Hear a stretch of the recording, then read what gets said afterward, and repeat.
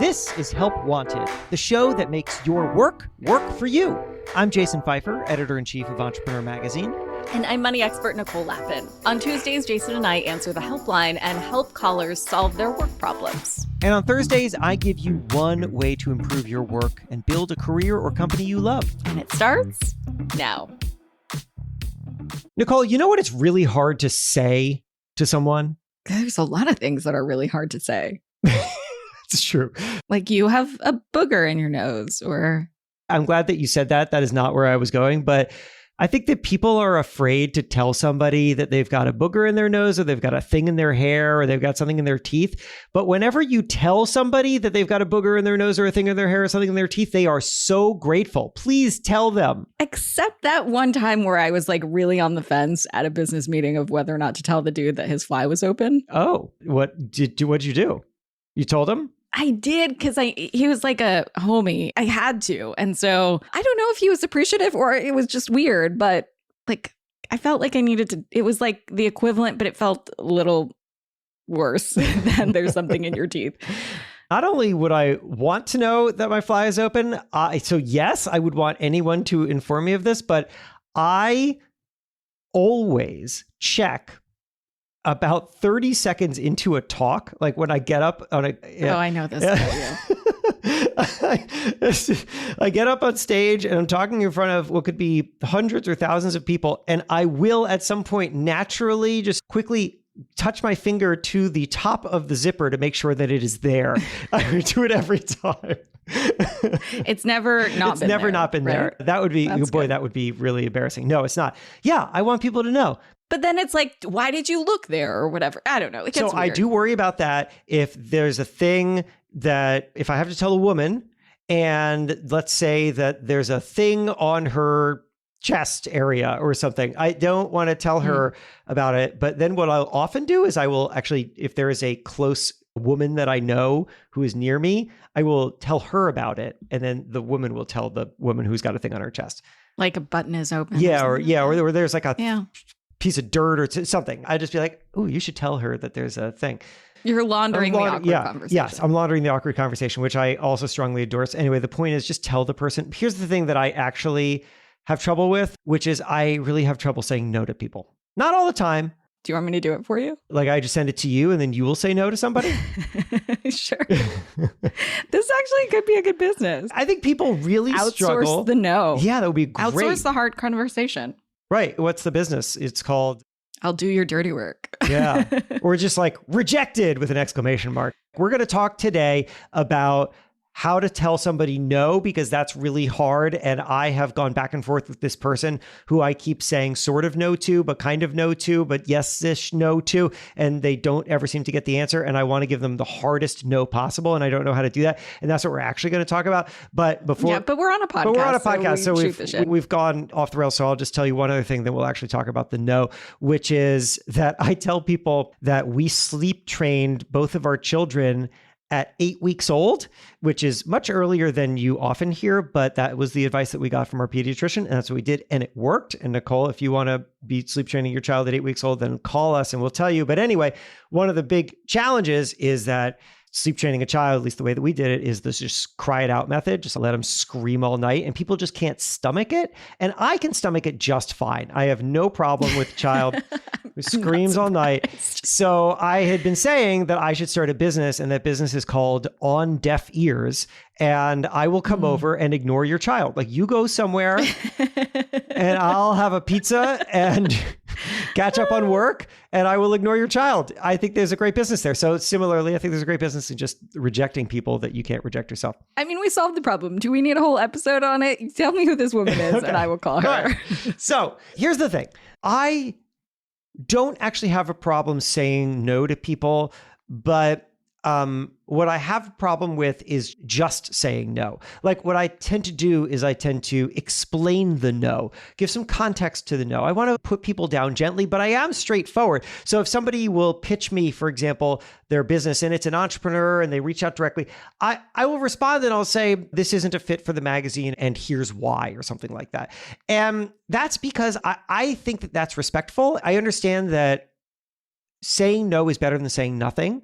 I strongly endorse that. Saying no is better than saying nothing. I think that saying nothing is obnoxious and that everyone deserves to just hear no. And people will thank you if you say no. They will, because they don't expect a yes every time, but they really hate to be ignored. And so if you say no, you've at least closed the loop for them and they're grateful. And people thank me for saying no all the time. I think that saying nothing is saying no, but I do think no answer is an answer. And it's maybe not the nicest way to respond, but it is no response is a response. It is, technically speaking, but also it is a assumed response. Because if I didn't know you, Nicole, and I emailed you for something, some partnership opportunity, I don't know, whatever, and you didn't respond to me, it's possible that you read it and you decided no, and you didn't respond, and it's a no. It's also possible that you didn't get it and I should try harder. It's also maybe that you saw it and you're thinking about it and you're not sure, and then you lost track of it, which means that I should get it back on your radar. I don't know. This is like when we worry that something happened to an ex that didn't want to talk to us or something. And you're like, oh my God, I haven't heard. They could be in a coma. And it's like, no, they just don't want to talk to you. They're never in a coma. So I think that, like, the fact that it got lost in the ether is far-fetched. But also we've had episodes where we talk about getting a ton of, I don't know how they find our freaking emails, but we get a ton of unsolicited pitching. And there's no way so just to clarify, there was no way I'm responding to those. Correct? You're not doing that either. No, I'm not doing that. I make a distinction between whether or not somebody has sent something distinctly to me or whether it seems like they sent it to everybody. So publicists who are clearly just trying to hit as many media outlets as possible with their pitch for their client, I don't respond to that. Sales emails, I don't respond to that. But if an entrepreneur writes me and it's clear that it came from them and they spent some time thinking about me, I will reply and I will at the very least say no. In fact, I even have this strong recommendation here. You can program in little keyword shortcuts for things. And I have a number of them on my phone. And one of them is that if I write I'm doing this on my phone right now, NOOO space, it populates with, what does it say? I'll pass on this one, but thanks. That's nice. It's nice, except for that one time where I typed it's kind, not nice, but yes. The distinction is noted. Where I wrote NOOO and it didn't populate, and then I just hit send, and then it just looked like I wrote no to somebody. That's amazing.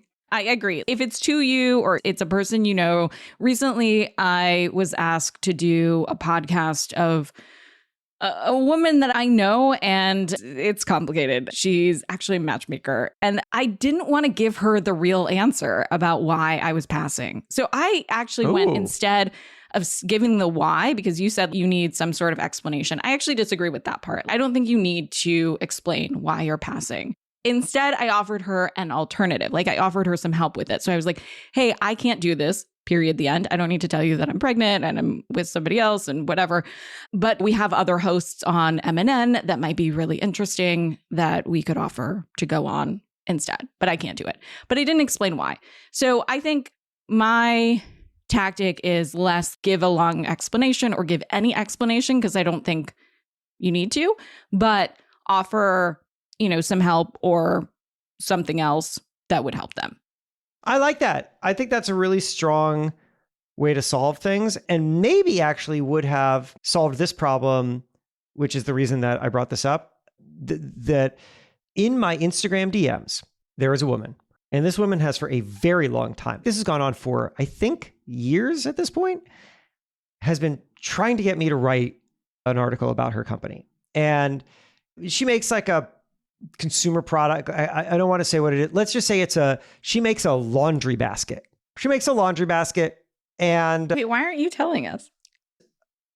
Because I don't want somehow for her to hear this and for her to know that it's her, even though she probably still will. I don't know. I probably am not protecting myself against this outcome.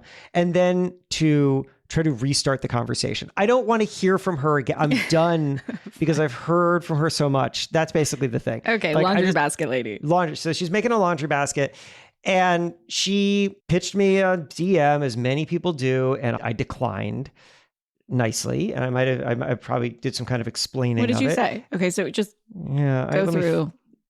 Let me pull up the old DMs here. Oh my God, I'm scrolling back through our DMs. This has been going on since 2018, Nicole. This is going on for too long. So she sends me long DM. And at first she's just telling me about her successes. And so I just say congratulations, even though I know what she's doing, which is that she wants coverage because people do this all the time. I'm not going to engage with this or volunteer. So congratulations. And then she just starts to pitch me directly. And I just say, thanks for the context and congratulations on your success. We'll pass on this story, but we appreciate you thinking of Entrepreneur for it. Okay, that's not even really an explanation, but it's just being nice and it's being pretty straightforward. And then she asks for feedback on why. Why not? Such a bummer. Any feedback why? And I said, we don't generally do the kind of deep dive sweeping profile that you're looking for. Oh, and she also talked about all this other coverage that she had gotten in other magazines. And as you say, everything else has been covered really well. And so she responds now with other things that haven't been written about. She's like, oh no, but you could write about this or you could write about this. And I didn't respond to that. And then she followed up with more. And then she's just kept doing it. And it's gone on. She sent me voice memos. Oh, I did offer something else. I offered to make a connection for her for some other random thing. She took me up on it, but then she continues to pitch me.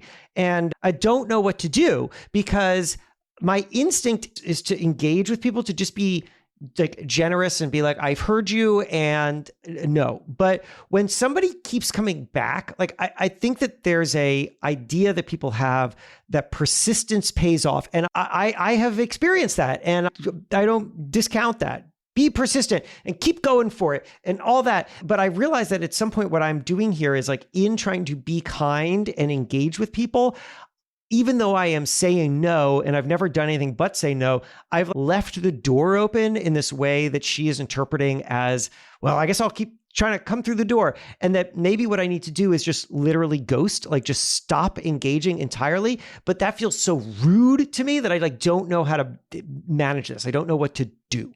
Yeah, on the flip side, this sort of girl boss bitch era that I contributed to tells you to be persistent as a woman, right? But to what end exactly? How much persistence is too much persistence? To be clear, this is a PR person or the founder of this? No, this is the entrepreneur. basket? This is the entrepreneur. This is a woman who makes a laundry basket, or not a laundry basket. And to just respect that, I work with and support and advise founders every day. I love the commitment that she has and all the work that she does. And I want to acknowledge all of it. It's just the thing is that not everything is a story for Entrepreneur Magazine. That's what it is. Not everything is a story. And so I want to be like respectful of her as a human and as a founder. And I love founders, but I also cannot give her the thing that she wants.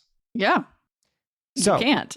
And nothing she says is going to make you change your mind unless she's like, oh my God, Gary Vee loves hiding in my laundry basket every day and that makes it interesting. Or I don't know, like I am the official laundry basket of Andreessen Horowitz where they stash all their billions of dollars. Yeah. I don't know. There are some things, I suppose, they would be quite fantastical, but no argumentative response is going to change your mind. No, but we did this and but there's another angle and but. Unless there's some magical newsworthy thing that happens in her laundry basket. It's a no for me, dog. I think maybe you could just say that. It's a no for me. So she did this thing that a lot of people do, which is that when I say something like, this isn't a fit or this isn't what we're looking for or something like that, they say, oh, well, then what are you looking for? What do you need? And so what she wrote was, what is it that you look for? I've pitched many ways that as a reader, I feel are relevant. I'd love to learn what you're looking for so that we can move our relationship forward. We don't have a relationship. There is no relationship to move forward. And we've experienced so much. I have so many insights. So happy to contribute when we're aligned. It's going on and on. Like there's something here and we just need to figure it out. And all right, so I didn't send this. I wanted to run it by you. But here's what I wrote. And just to put you in my state of mind, what I was trying to think was, okay, how can I continue to do this thing that I keep doing, which is engaging, but be as clear as it could possibly be that this is not going to happen and we just need to stop talking about it. And here's what I wrote. I wrote, thanks. I appreciate your persistence. But look, I'll be frank. We are pitched a bazillion times a day, and I am personally pitched endlessly, and we just don't run a bazillion stories a day. Not everything works. That's okay. And I don't have the bandwidth to workshop pitches with everyone. I wish you the absolute best, but continuing to pitch me stories just isn't productive. Should I send that?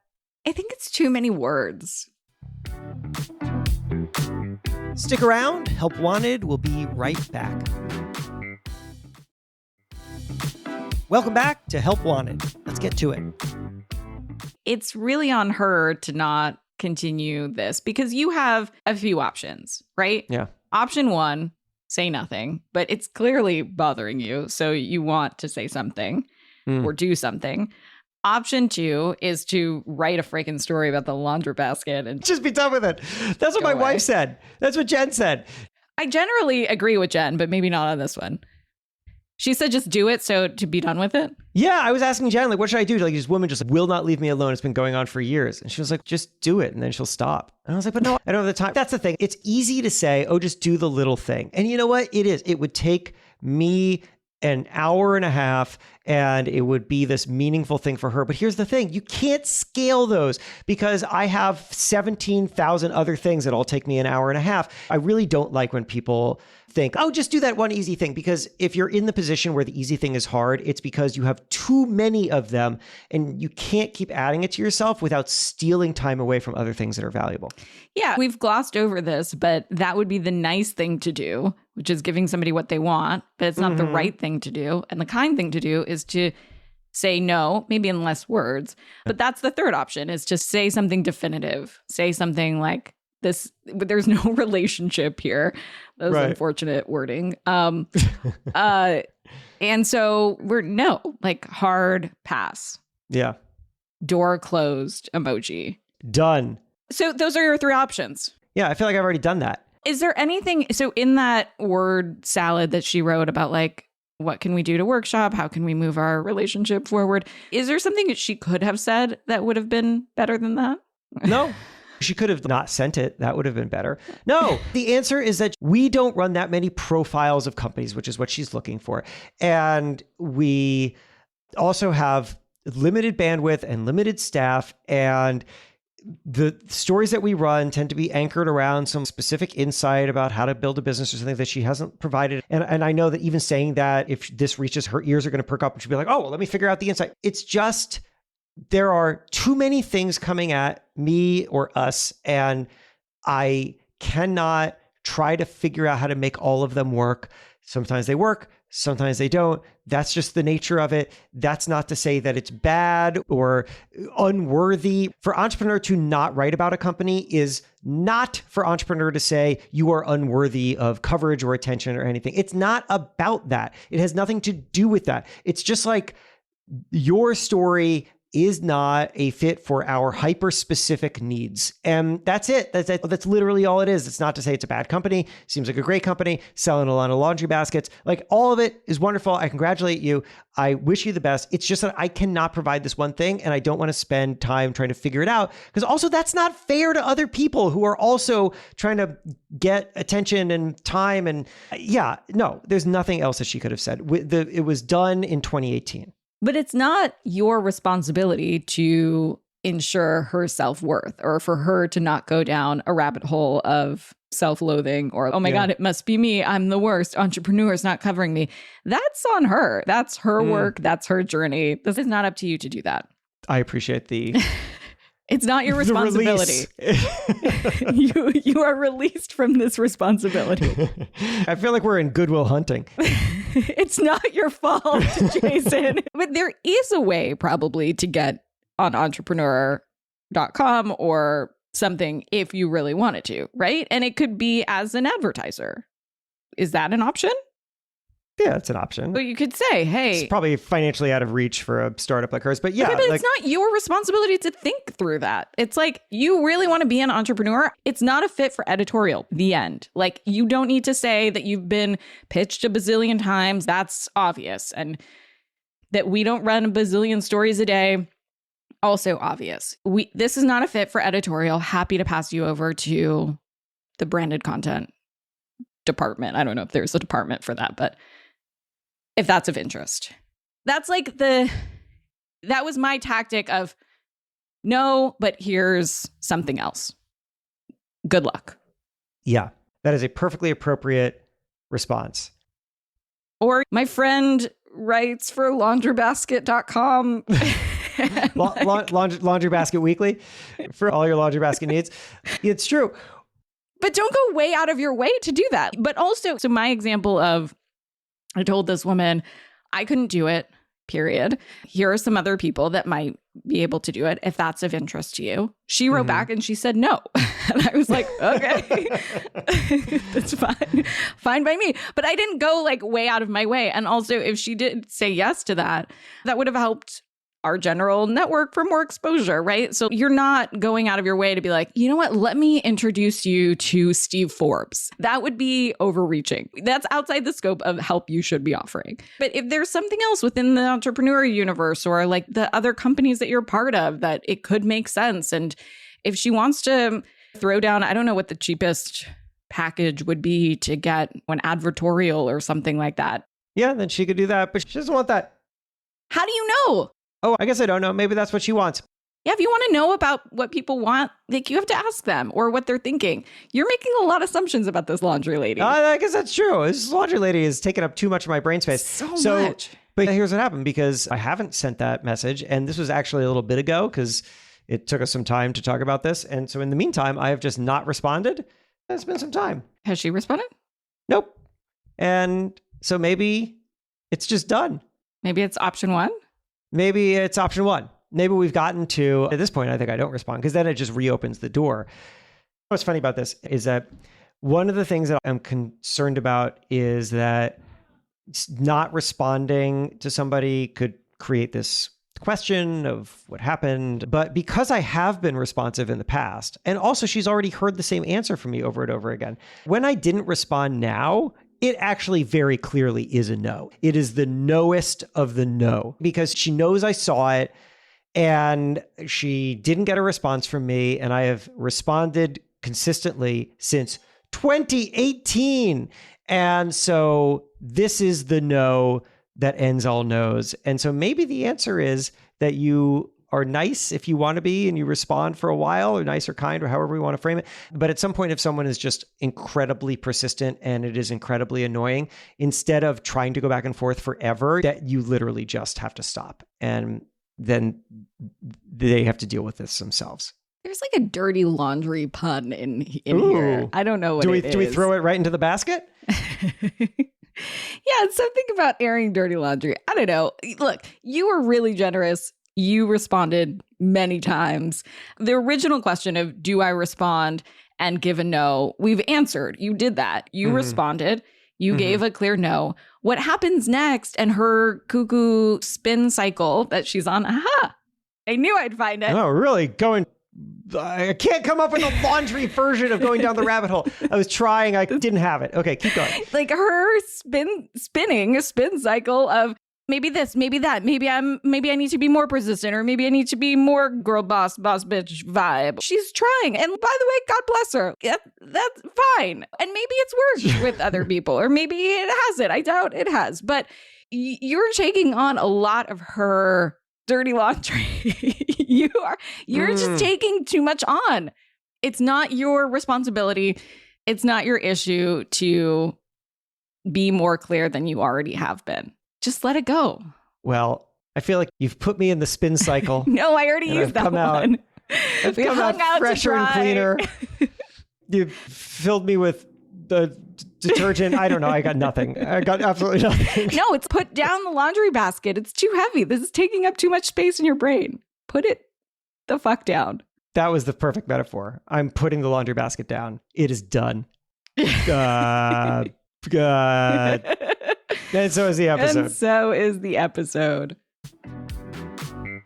Help Wanted is a production of Money News Network. Help Wanted is hosted by me, Jason Pfeiffer. And me, Nicole Lappin.